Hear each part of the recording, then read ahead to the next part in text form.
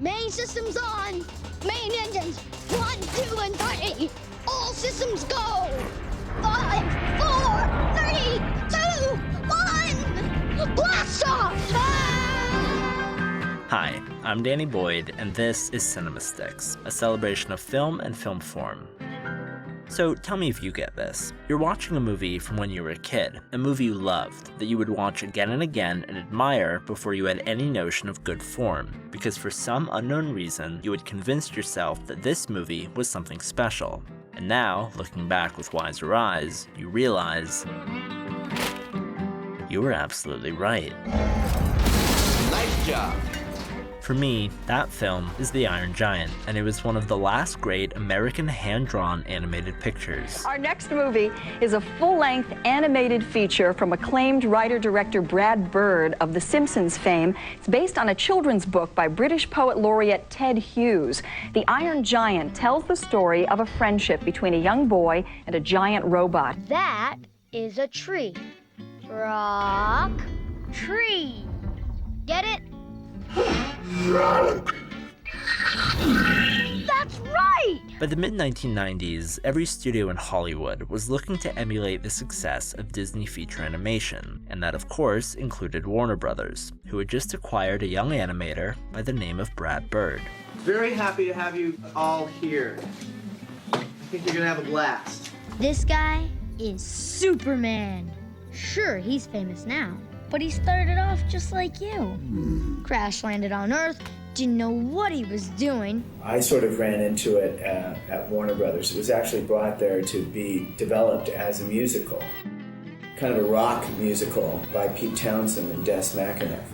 Going in. I pitched kind of some of my own ideas. Stop the gun. They liked the notion of what if a gun had a soul.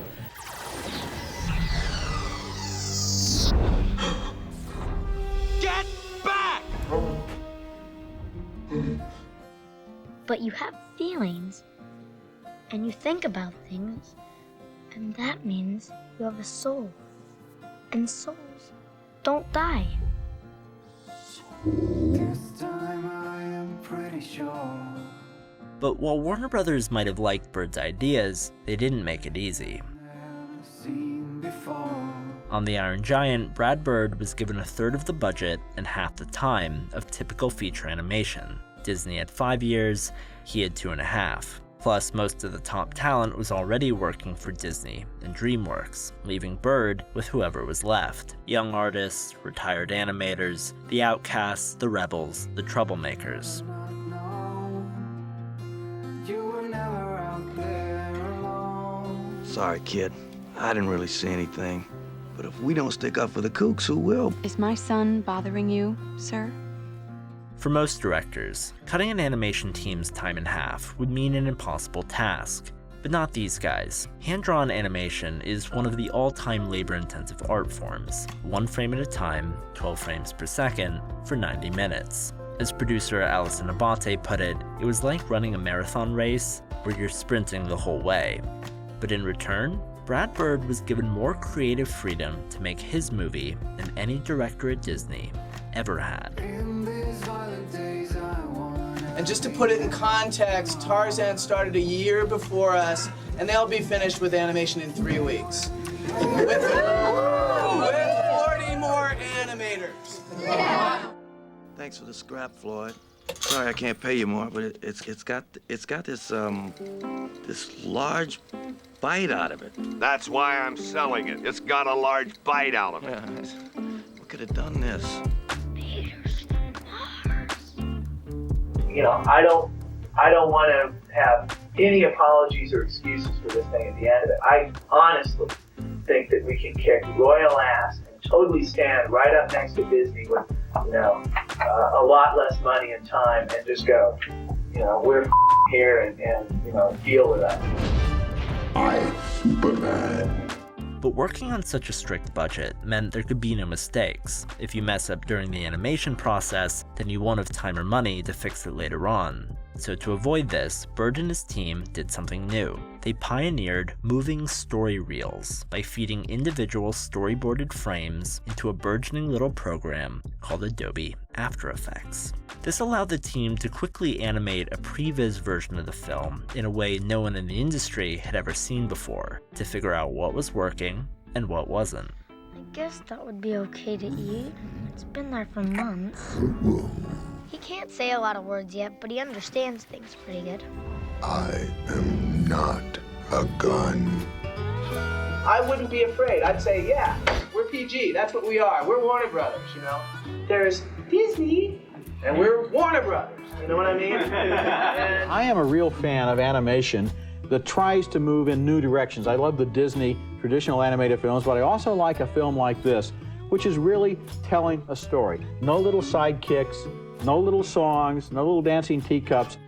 Brad Bird was determined to separate the Iron Giant from the work of other animation studios, and that also extended to the style of the animation. Kind of day in a town very much like your own. But then, suddenly, without warning... Set in Maine in 1957, the hand-drawn world was deeply inspired by American artists like Edward Hopper and Norman Rockwell, after which the fictional town in the Iron Giant is named. But it's the design and animation of the giant himself that's probably the most interesting. See, unlike the rest of the film, the character of the Iron Giant was actually rendered with CG. Wow. To give him weight and the feeling that he didn't quite belong. Get out of here! This isn't the first movie to combine 2D and 3D animation, but it was the first to do it with a central character and in a way that didn't feel like two different styles from two different movies. But what about the actual design of the giant? Well, for that, Brad Bird went to the best. I was actually able to con a friend of mine, Joe Johnston, who's a tremendous artist, and he was one of the top designers of the first 3 Star Wars films. And I managed to kind of lure him over to help design the giant. Souls don't die. I think he did a tremendous job. From there, Brad Bird and production designer Mark Whiting modified him just enough to create a robotic character who is still fully capable of expression, using 2 sets of eyelids and a jaw that doesn't just open and shut, but slides, allowing the giant to emote and reflect on the film's essential themes of humanity, friendship, and violence.